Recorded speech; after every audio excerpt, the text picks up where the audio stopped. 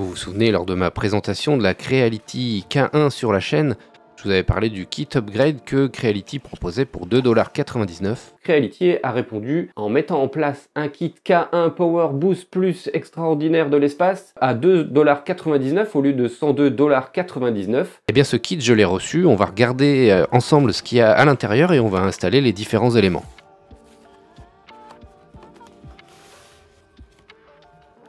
Pour commencer, on y retrouve la caméra qui va nous permettre de faire de la surveillance à distance et des timelapses sur les impressions. Un nouveau bloc de chauffe avec une chaussette en silicone rouge et on regardera tout à l'heure quelle différence il peut y avoir entre celui-ci et celui qui était installé de série sur l'imprimante.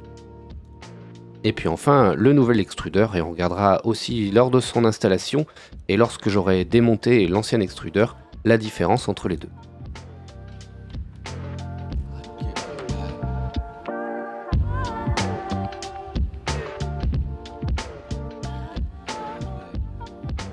Pour l'installation de la caméra, il faudra détacher le câble qui est en attente sur le côté de l'imprimante. Vous avez juste à déclipser ce petit passe-câble avec un tournevis et puis brancher la caméra tout simplement avec le connecteur. Ensuite, il faudra glisser cette caméra sur le support de l'axe trapézoïdal et visser la petite vis fournie avec la caméra pour pouvoir la maintenir en place. Une fois que la caméra sera installée, vous n'aurez plus qu'à enlever la petite protection qui se trouve sur l'objectif. Allumez votre PC et vous connectez à l'imprimante via l'interface web de Klipper et on peut voir que la caméra est disponible tout de suite, il n'y a pas d'installation logicielle à faire. En manipulant les axes, on peut voir la tête bouger et on peut aussi réaliser des timelapses pendant l'impression. Alors petite déception, cette caméra est en 720p, donc avec une résolution HD et non pas Full HD. Voilà ce que ça donne en format natif sur la vidéo. Et voilà ce que ça donne si je veux l'upscaler en 1080, on perd forcément en résolution et en qualité d'image.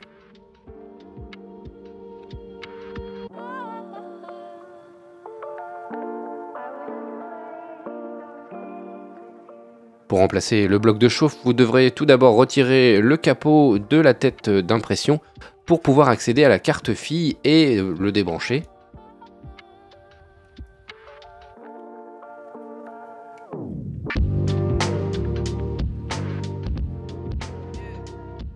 Ensuite, il faudra retirer la chaussette en silicone pour pouvoir accéder aux deux vis qui relient le bloc de chauffe avec le bloc de refroidissement par le dessous.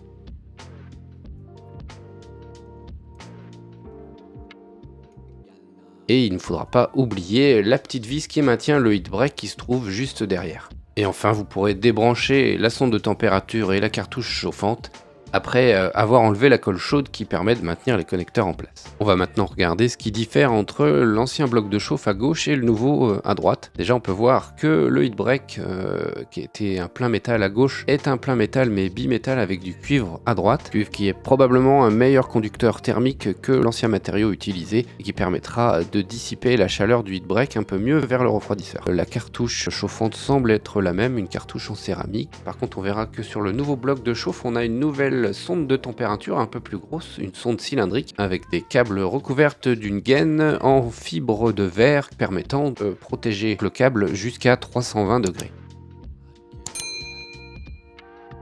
Avant de remettre en place donc le bloc de chauffe, je vous invite à vérifier que votre dissipateur thermique n'est pas encombré, n'est pas obstrué. Vérifiez que c'est propre et que vous allez pouvoir remettre en place le bloc de chauffe. Je vous remontre pas l'étape de remontage, mais vous le mettez en place et vous remettez donc les deux vis par le dessous et la vis qui se trouve à l'arrière. Et ensuite, vous reconnectez les câbles sur la carte fille. Vous mettrez ensuite la chaussette en silicone. Alors vous verrez, elle a une petite excroissance qui permet d'accueillir la sonde de température, la nouvelle sonde qui est un peu plus grosse. Donc elle a un sens de montage. Vous pourrez ensuite rebrancher le ventilateur de la tête et puis remettre le capot de protection.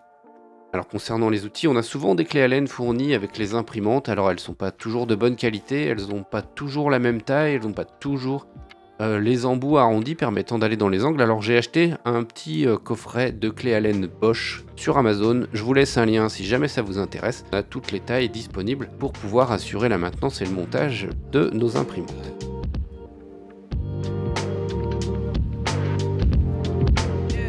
On va maintenant passer au montage du nouvel extrudeur. Pour commencer, on va démonter l'ancien, on va retirer le petit capot de protection et puis ensuite retirer les 3 vis qui permettent de le maintenir sur la tête d'impression. Il y en a 2 sur le côté droit et 1 sur le côté gauche. On va ensuite retirer le tube PTFE, enlevant le petit clip d'abord. Et on glisse l'extrudeur et le moteur vers le haut pour le sortir de son logement. Maintenant, il n'y a plus qu'à désolidariser l'extrudeur du moteur. Alors, pas besoin de débrancher le moteur, hein, vous pouvez le poser délicatement sur l'arrière, il tiendra sur les fils. On va pouvoir maintenant comparer les 2 extrudeurs, le nouveau sur la gauche et l'ancien sur la droite. On notera pour commencer une différence d'aspect sur le métal utilisé, un métal mat sur le nouvel extrudeur alors que c'était un métal brillant sur l'ancien. Ensuite, sur le nouvel extrudeur, on aura un vrai raccord pneu fit pour le tube PTFE, donc un raccord en acier avec une bague, alors qu'on n'avait qu'un clip en plastique sur l'ancien. Comme je vous l'ai fait remarquer tout à l'heure, vous trouverez une entretoise en plus sur le nouvel extrudeur. Et la modification principale et peut-être la plus importante, c'est la modification de l'anthrax entre les 2 roues d'entraînement. Sur l'ancien extrudeur, l'anthrax était un peu plus grand, ce qui fait que parfois le filament venait à glisser et n'était pas bien entraîné et pouvait provoquer des occlusions de la tête d'impression. On trouvera aussi la suppression des 2 inserts en laiton qui se trouvaient sous l'extrudeur et qui ne sont pas utilisés sur la K1. Voilà, maintenant qu'on a vu la comparaison entre les deux, on va pouvoir remonter le nouvel extrudeur sur le moteur et réinstaller donc ce bloc complet moteur plus extrudeur sur la tête d'impression. Alors on fera attention à bien remettre le petit tube PTFE qui est un tube de type Capricorne, bien le mettre dans son logement au niveau de la tête et bien le rentrer dans la cavité de l'extrudeur pour que le filament ne vienne pas à être bloqué, à faire fausse route ou à empêcher simplement d'être inséré dans la tête d'impression.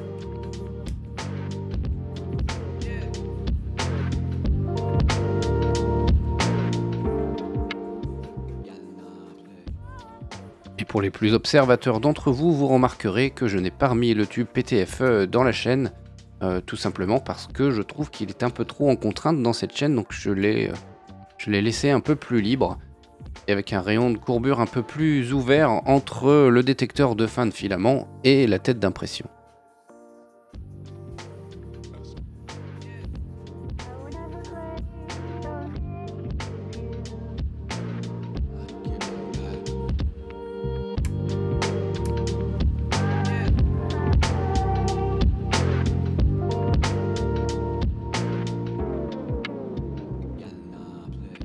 Voilà, maintenant qu'on a installé ces nouveaux éléments, on a encore quelques petites étapes. On va devoir recalibrer le PID de la tête de chauffe. Pour ça, assurez-vous d'avoir la dernière mise à jour du firmware de l'imprimante. Et puis, on va aller dans les paramètres pour pouvoir reconfigurer, enfin en tout cas recalculer un nouveau PID pour permettre à ce nouveau bloc de chauffe d'être performant.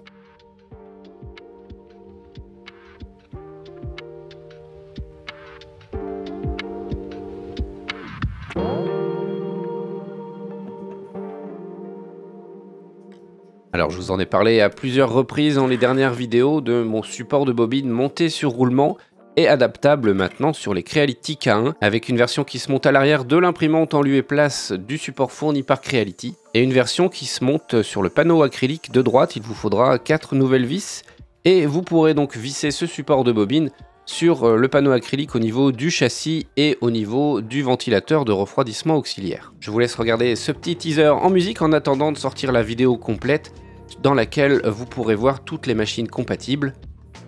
Je vous invite à mettre un like et un commentaire si vous avez aimé cette vidéo, vous pouvez aussi la partager et si vous n'êtes pas abonné, je vous invite à le faire pour pouvoir nous rejoindre dans cette aventure.